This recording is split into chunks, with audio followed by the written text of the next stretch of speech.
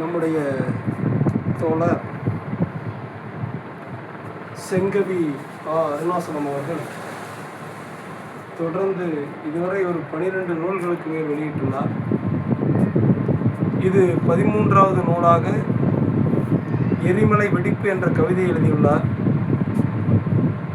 மருத்துவம், கவிதை, கட்டுரை என்ற வகையிலே தொடர்ந்து எழுதி கொண்டிருக்கின்ற தோழர்கள் செங்கவி அருணாசலம் அவர்கள் ஒரு நல்ல தமிழ் ஆற்றல். இந்த நூலும் அதுபோல் சிறந்திருக்கும் என்று நினைக்கிறேன். தொடர்ந்து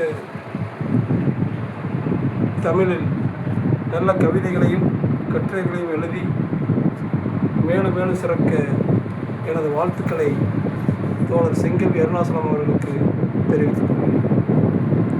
அதிலிருந்து ஒரு கவிதை படிங்க, ஏதாவது ஒரு கவிதை.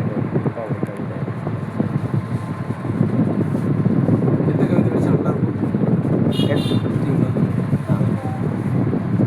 துணிந்து போராடு என்ற ஒரு கவிதை எழுதியிருக்கிறார். துணிந்து போராடினால் துன்பமில்லை, துயர்பட்டு கிடந்தால் துவண்டு விழுவோம், துணிச்சல்தான் எதற்கும் வெற்றி தரும், துடப்பமாய் மூளையில் கிடந்தால் தூக்கி எறிவார்கள். பருவநிலை மாற்றம் தொடங்கிவிட்டது, பயங்கர மழை வெள்ளம் வர இருக்கிறது, பனிப்பாறைகள் உடைந்து விட்டது, பயங்கர கடல் அலைகள் உயர்ந்துவிடும். விடிவெள்ளி தோன்றியதும் விழித்துவிடு, மூத்த தேவியே மூதாவியானால் வல்லத்தை கடந்துதான் மேலேற முடியும். தோல்வியை கண்டு எப்பொழுதும் பயப்படாதே, கடந்து கொண்டே இரு, அது உயர்வை தரும். வெள்ளம் தேங்கி வீடுகள் மிதக்குது, சாதி மதம் மக்களை பிரிக்கும், தாய்மொழி தமிழன்றோ மக்களை இணைக்கும்.